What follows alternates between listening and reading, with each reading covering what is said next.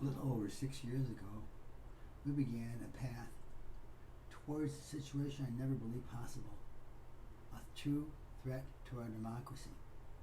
A man came down on a golden elevator in New York City, announced his running for president, and some of the first words out of his mouth were going against Mexicans, calling them rapists and murderers, and maybe a few good people. Well, he also used that term a little while later, after Charlottesville, and called Nazis and white supremacists that were very fine people on that side.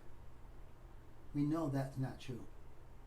One person died who was protesting those very fine people, carrying KKK and Nazi signs and putting down Jews, threatening black, all for what they said was the right to have a Confederate statue not removed from Charlottesville.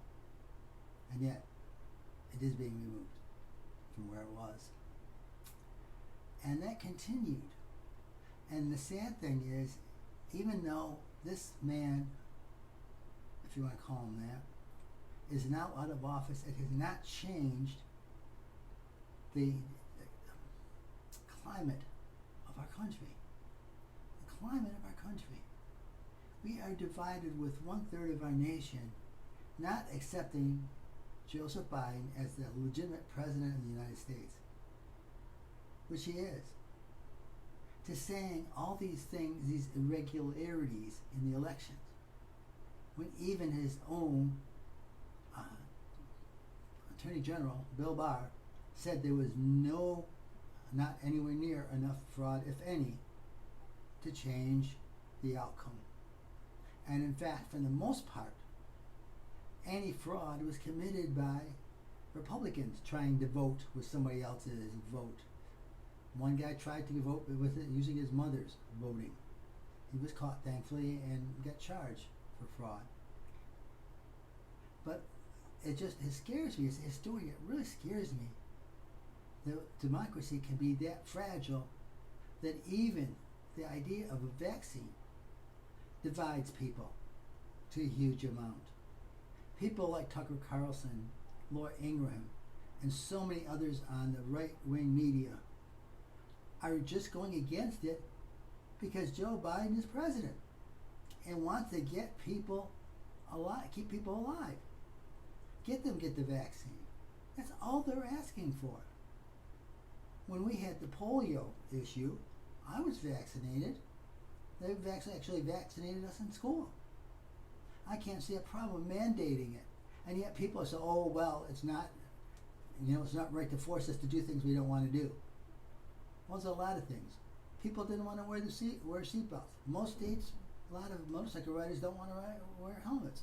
But to protect them and save money for the people that get in accidents with them, it's a requirement in almost every state except crazy Florida. So there's a lot of times when there's things we don't want to do that we have to do. I mean, there's speed limits. Oh yeah, that's going against our rights to go as fast as our cars can go. So many things that we have to do because we live in a civilized society. When we come out and want to be in a civilized society together, we have to accept certain rules. One of those rules is protecting other citizens, other people in this country. One of the great ways to protect them right now is to A, wear a mask if you're not vaccinated, and B, get vaccinated. This pandemic could be over in a matter of weeks. We were doing so well a month ago, but enough people didn't get vaccinated that some of them got sick. The virus changed. It became the Delta variant. I mean, already way up to Delta. That tells you something. We're already down to 3 edition, and there'll be more, and maybe some of them will render the vaccines that my wife and I have taken less effective.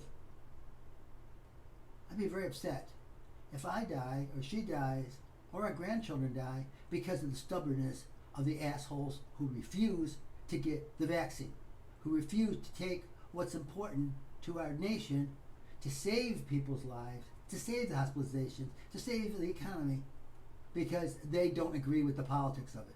When did life and death become so political? It's time to change that tune. It's time to get rid of all the misinformation out there, all the lies out there, all the crap that the former president's actions have spawned. The man deserves to be in prison. His sons deserve to be in prison. And so many others, Rudy Giuliani, etc., deserve to be in prison for what they've done to our democracy, to our nation. Good night.